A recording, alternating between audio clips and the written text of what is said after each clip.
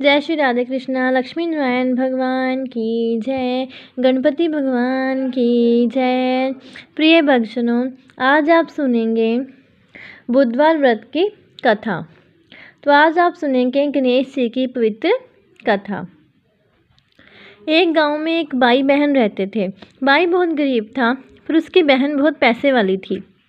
जब बहन के ननद का विवाह था, तब बहन ने ना तो अपने भाई को विवाह में आने का निमंत्रण दिया और ना ही कोई चिट्ठी भेजी। भाई को बाहर वालों से पता चला कि उसकी बहन की ननद का विवाह है। भाई ने अपने गांव वालों को बताया। तब गांव वाले ने अपनी बहन से चुनरी, बिछिया और साड़ी जैसा जिनसे बन पड़ा कन्या के लिए दिया। भाई सारा सामान लेकर बहन के गांव पहुंचा। बहन के घर जाने पर बहन की देवरानी बोली, भाभी जी आपके भाई आए हैं। तो बहन ने पूछा, कैसे आए हैं और क्या पहना है? तब देवरानी ने कहा, पैदल आए हैं, फटी पगड़ी फटी धोती पहने हैं। तो बहन बोली, मेरे ससुर हवेली के सामने दुकान में बैठे हैं, मुझे शर्म आती है।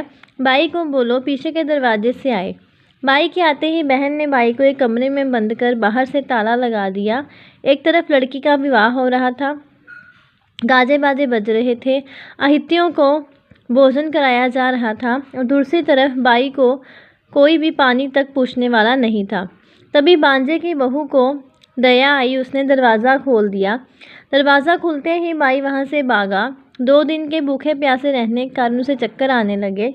रास्ते में एक गणेश जी का मंदिर था, वहाँ जाकर वो गिर गया और रोते रोते गणेश भगवान को अपनी व्यथा सुनाई और बोला, हे गणेश जी महाराज, आज मेरी गरीबी के कारण से मेरी सगी बहन ने मुझे धिक्कार दिया।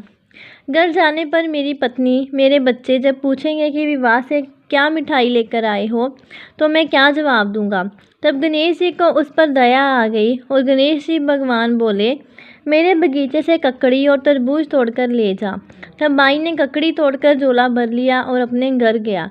घर जाते ही बच्चों ने पूछा, पिताजी बुआ के यहाँ से हम लोगों के लिए क्या लाए हो? झोला खोलते ही छोटे तरबूज सोने के गेंद में बदल गए। बाकी तरबूज काटने से हीरे मोती निकले। पत्नी बोली, आप बहन के घर से इतना कुछ क्यों लाए? आपकी बहन ने हम लोगों को बहुत ज़्यादा दे दिया है। बाई ने कुछ भी जवाब नहीं दिया। गणेश भगवान की कृपा से उनके दिन बदल गए। बाई का काम धंधा जोरों से चलने लगा। धीरे धीरे गहने कपड़े, रहने के लिए मकान बन गए। पत्नी बोली, एक बार ननद जी को बुलाकर लाओ। तो बाई ने नए कपड़े, नए जूते पहनकर रथ में बैठकर बहन को लेने गया। देवरानी बोली, भाभी जी आपके भाई आए हैं। बहन ने पूछा, कैसे आए हैं और क्या पहना है? तब देवरानी बोली, रथ में बैठकर खूब ठाठ बाट से आए हैं। बहन बोली, मेरे भाई को बोलो कि हवेली के सामने से आए, मेरे ससुर देवर जेठ देखेंगे। भाई का बहन ने खूब स्वागत सत्कार किया। भाई बोला, बहन मैं तुम्हें लेने आया हूँ। तब बहन ने कहा, मुझे भी बहुत दिन हो गए हैं, चलो मैं चलती हूँ। भाई बहन को लेकर अपने घर आया। भाई और उसकी पत्नी ने बहन का खूब आदर सत्कार किया, जो चीज़ें मांगी सब बनवा कर दिया। बहन बोली, भाई मुझे एक जूते चाहिए। तब भाई ने मोची को बुलाया और कहा, मेरी बहन के लिए ऐसे जूते बनाओ जो मुँह से बोले। भाई ने बहन को बहुत सारा धन देकर विदा किया, पर अभी तक वह जूती नहीं आई थी। बहन रवाना होने लगी, तभी मोची जूतियाँ लेकर आया। बहन की जूते पहनते ही जूतियाँ बोली, निर्धन बाई की पैसे वाली बहन, गणेश जी का बगीचा नहीं होता तो आज क्या करती? बहन तब बाई की पत्नी से पूछने लगी, ये कहाँ से आवाज़ आ रही है? तभी बाई ने कहा, सुबह का समय है, कोई जीव जंतु बोल रहे होंगे। बाई ने घोड़े गाड़ी को जल्दी जाने का कहा। बहन के जाते ही पत्नी जिद करके बैठ गई कि जूतियाँ क्या बोल रही थी। तब पति ने अपनी पूरी आपबीती सुनाई कि कैसे बहन ने मुझे 2 दिन भूखा रखा, कमरे में बंद कर दिया था। बांजे की बहू ने दरवाज़ा खोला, तब मैं बाहर आया और गणेश जी की शरण में जा पहुंचा। गणेश जी की कृपा से हमारे दिन बदले हैं। उसने अपनी पत्नी की सारी बातें बताई। तब पत्नी बोली, अगर मुझे मालूम होता कि मैं आपकी बहन को कुछ नहीं देती, मेरा दिया हुआ सब कुछ वापस लेकर आओ। तब पति बोला, गणेश भगवान ने हमें सब दिया है, अगर वह मुझे भूखा प्यासा कमरे में बंद नहीं करती तो मैं गणेश भगवान के मंदिर में क्यों जाता? क्या मैं गणेश जी को अपना दुखड़ा सुनाता? तुम अपना मन मैला मत करो और अपने पर तो गणेश जी की कृपा है और किस चीज़ की कमी है। फिर दोनों गणेश जी के आगे झुककर प्रणाम करते हैं और जयकारा लगाते हैं। हे गणेश जी महाराज, जैसी कृपा आपने गरीब बाई पर की, वैसे ही अपने सभी भक्तों पर अपनी कृपा बनाए रखना। बोलिए गणेश जी भगवान की जय। आइए सुनते हैं गणेश जी की एक और पुरानी कथा। एक बार देवी तुलसी विवाह हेतु वर ढूंढने के लिए तीर्थ यात्रा पर निकली थी और ढूंढते ढूंढते वह गंगा किनारे पहुंच गई। उस समय गणेश भगवान गंगा किनारे तप कर रहे थे। उन्हें देखते ही देवी तुलसी उन पर मोहित हो गई और उनके मन में गणेश भगवान से विवाह की इच्छा उत्पन्न हुई। फिर देवी तुलसी ने गणेश जी के पास जाकर उनका ध्यान भंग कर दिया। आंखें खोलने के बाद गणेश भगवान के सामने देवी तुलसी खड़ी थी, लेकिन सामने एक स्त्री है, इसलिए अपने क्रोध को नियंत्रण में रखकर गणेश भगवान ने पूछा, आप कौन हैं देवी, और मेरा ध्यान भंग करने का क्या कारण है। तो जवाब में देवी तुलसी ने अपने परिचय के साथ गणेश जी से विवाह की बात कर ली। उत्तर में गणेश भगवान जी बोले, देवी मैं ब्रह्मचारी हूँ, इस वजह से मैं विवाह नहीं कर सकता। अपने विवाह प्रस्ताव के लिए ना सुनने के बाद देवी तुलसी क्रोधित हो गई और उन्होंने गणेश जी को श्राप दे दिया कि उनका ब्रह्मचर्य टूटेगा और उनके 2 विवाह होंगे। इस बात पर गणेश भगवान भयंकर क्रोधित हो उठे, क्योंकि एक तो वह स्त्री है, इसलिए ध्यान भंग करने पर भी गणेश जी ने कुछ नहीं कहा और इतनी विनम्रता से बात करने पर भी उन्हें श्राप दिया। फिर गणेश जी ने भी देवी तुलसी को श्राप दे दिया कि तुम्हारा विवाह शंखचूड़ नाम के असुर के साथ होगा। एक देवी होकर भी उनका विवाह एक राक्षस से होगा।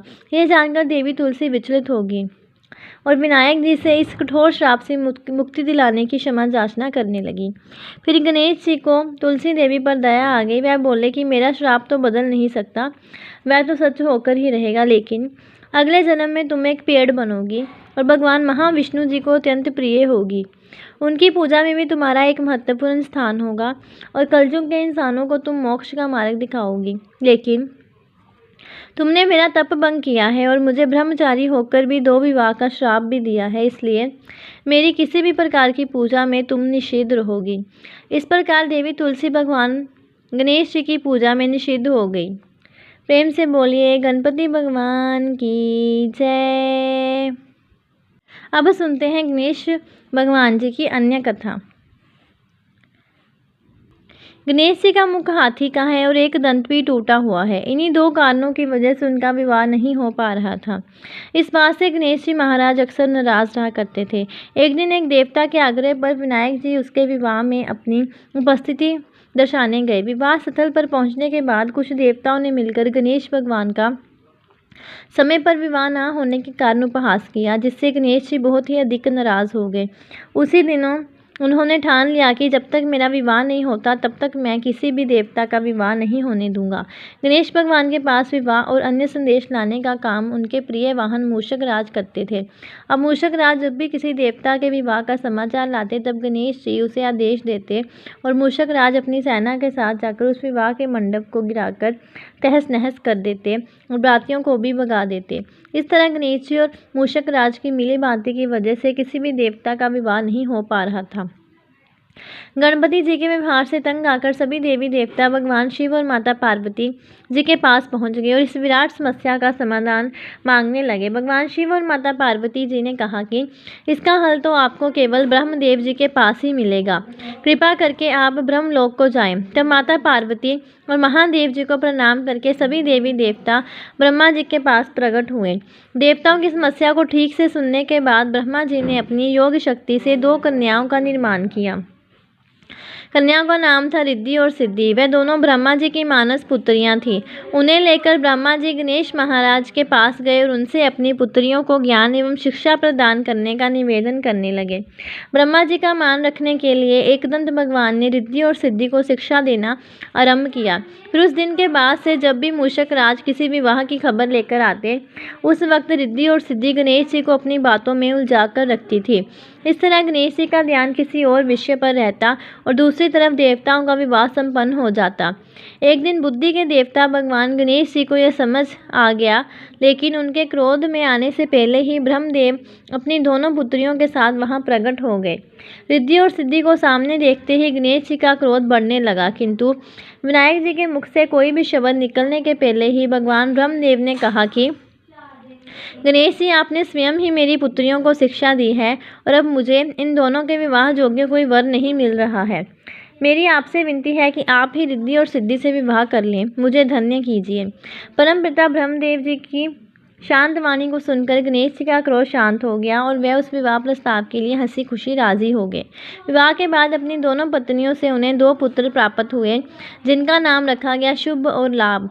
तो प्रेम से बोलिए गणेश जी भगवान की जय। आइए सुनते हैं भगवान श्री गणेश जी की एक अन्य कथा। बहुत समय पहले की बात है। एक दिन गणेश जी धरती पर सैर कर रहे थे। सैर करते करते वे एक अनाज के खेत में पहुंच गए और भूख लगने के कारण उन्होंने उस खेत में से अनाज के दाने तोड़कर खा लिए। वह खेत सेठ धनीराम जी का था। कुछ समय बाद गणेश जी को अपने किए पर पछतावा होने लगा, क्योंकि उन्होंने सेठ जी को बिना पूछे ही उस खेत से अनाज चुरा लिया था। फिर गणेश जी ने सोचा कि अपने किए बुरे कर्म का प्रायश्चित तो करना ही पड़ेगा। इसलिए उन्होंने सेठ जी के जहाँ 12 साल के लिए नौकरी करने की ठान ली। उसके बाद अगले दिन सुबह विनायक जी एक 13-14 साल के एक लड़के के रूप में नौकरी मांगने के लिए धनीराम सेठ जी के घर पहुंच गए और उन्होंने सेठ जी को अपना नाम गणेश बताया। विनायक भगवान की बुद्धिमानी की परीक्षा लेने के बाद सेठ जी ने खुशी खुशी उसे नौकरी दे दी। अब गणेश भगवान एक सामान्य मानव के रूप में सेठ जी के घर पर ही रहने लगे। एक दिन सेठ जी की पत्नी शाम के समय घर का काम खत्म करने के बाद राख से हाथ धोने जा रही थी। ये देखकर गणेश जी ने स्थानी जी के हाथ पकड़कर जबरदस्ती मिट्टी से हाथ धुलवा दिए। गणेश जी की इस हरकत से स्थानी जी बहुत गुस्सा हुई और उन्होंने सेठ जी के कमरे में जाकर गणेश जी की शिकायत कर दी। सेठानी की सब बातें सुनने के बाद सेठ धनीराम ने गणेश जी को बुलाया और इस हरकत का कारण पूछा। तब गणेश जी बोले कि सेठानी शाम के समय राख से हाथ धो रही थी और ऐसा करने से घर की लक्ष्मी नाराज होती है, इसलिए मैंने उनके हाथ मिट्टी से धुलवा दिए। इससे घर पर माता लक्ष्मी की कृपा बनी रहेगी। ये सब सुनकर सेठ जी ने सोचा कि गणेश जी की सोच तो बहुत अच्छी है। इसके कुछ दिनों के बाद कुंभ मेले का शुभ अवसर आया। तब सेठ जी ने गणेश जी को बुलाया और कहा कि सेठानी जी को कुंभ मेले में स्नान करा लाओ। तब सेठानी और गणेश स्नान के लिए मेले में पहुंचे। वहां पहुंचने के बाद सेठानी जी नदी के किनारे बैठकर नहाने लगी। उन्हें ऐसा करते देखकर गणेश दौड़कर आए और सेठानी जी के दोनों हाथों को पकड़कर उन्हें नदी के अंदर लेकर गए, उनसे पानी में डुबकी लगवाई और फिर किनारे पर ले आए। अब गणेश जी की इस हरकत से तो सेठानी को बहुत गुस्सा आया। सेठानी जी घर आते आते पूरे रास्ते गणेश को ताने मारने लगी, लेकिन गणेश भगवान सब कुछ शांति से सुन रहे थे। घर आते ही सेठानी ने सेठ जी के पास फिर से खड़े होकर शिकायत की। तब सेठ जी ने फिर से गणेश को बुलाया और पूछा कि तुमने ऐसा क्यों किया। गणेश जी बोले, सेठ जी, सेठानी जी नदी के किनारे बैठकर गंदे पानी से नहा रही थी, तो मैंने उन्हें नदी में ले जाकर साफ पानी में डुबकी लगवाई। ऐसा करने से उन्हें अगले जन्म में बहुत बड़ा राजपाट और वैभव मिलेगा। सेठ जी ने सोचा कि गणेश के विचार तो बहुत अच्छे हैं, मेरे परिवार का भला सोचता है। कुछ दिनों के बाद सेठ जी के घर पर पूजा थी। पंडित जी आने के बाद में सेठ जी ने गणेश से कहा, जाओ और सेठानी को बुलाकर लाओ। सेठ जी की आज्ञा के अनुसार गणेश जी सेठानी को बुलाने गए। उस वक्त सेठानी काली चुन्नी ओढ़कर कमरे से बाहर आ रही थी। वह देखते ही गणेश जी वह काली चुन्नी उतार कर फाड़ दिए और कहा कि पूजा के लिए लाल रंग की चुन्नी ओढ़कर आओ। अब सेठानी जी गणेश जी पर बहुत नाराज़ हुई और उन पर चिल्लाने लगी। इस आवाज़ को सुनकर सेठ जी वहां पर भागते हुए आए और पूछा कि क्या हुआ। तब सेठानी ने बोला कि गणेश ने मेरी चुन्नी फाड़ दी। फिर सेठ जी ने भी गणेश को बहुत डांटा। जवाब में गणेश जी ने कहा कि सेठ जी, पूजा में कभी भी काला वस्त्र नहीं पहनते, इससे शुभ काम सफल नहीं होते, इसलिए मैंने ऐसा किया। सेठ जी ने सोचा कि गणेश तो बहुत समझदार है। इस तरह लीला रचाते हुए उस घर में गणेश जी के 12 साल बीत गए। फिर एक दिन सेठ जी ने नया कारोबार शुरू करने से पहले घर में पूजा रखी थी। पूजा करते करते सेठ जी को याद आया कि पूजा की सामग्री में गणेश भगवान की मूर्ति तो है ही नहीं। तब उन्होंने अपने नौकर गणेश को पूजा घर से भगवान विनायक जी की मूर्ति लाने के लिए कहा। तब गणेश बोला कि मुझे ही मूर्ति समझकर आप पूजा में विराजमान कीजिए, आपके सारे शुभ काम सफल हो जाएंगे। इस बात को सुनकर सेठ जी को गुस्सा आया और वह बोले, गणेश, तुम अब तक सेठानी से मजाक करते थे और मुझसे भी करने लगे हो। तब उत्तर में गणेश जी ने मुस्कुराते हुए सेठ जी से कहा कि मैं मजाक नहीं कर रहा हूँ, मैं सत्य कह रहा हूँ। इतना कहने के बाद नौकर गणेश ने अपना असली भगवान स्वरूप धारण कर लिया। साक्षात भगवान श्री गणेश को सामने देखते ही सेठ और सेठानी उनके चरणों में लीन हो गए और उन्होंने अपनी पूजा संपन्न की। इसके बाद गणेश जी देखते ही देखते अंतर्ध्यान हो गए।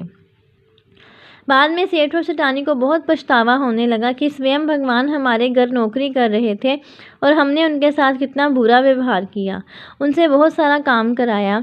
ये सोच सोच कर दोनों दुखी रहने लगे। फिर उसी रात सेठ और सेठानी के सपने में भगवान गणेश प्रकट हुए और उन्हें समझाया कि मैंने 12 साल पहले तुम्हारे खेत से अनाज के दाने बिना पूछे तोड़ लिए थे और उसी कर्म का दोष दूर करने के लिए मैं 12 साल से तुम्हारे घर नौकरी किया। धनीराम सेठ जी के जीवन की काया पलट हो गई। गणेश जी जैसी माया आपने धनीराम सेठ जी पर की है, वैसे ही सभी पर बरसाना। गणेश जी जैसी माया आपने धनीराम सेठ जी पर की, वैसी ही माया सभी पर बरसाना। तो ये थी गणेश जी भगवान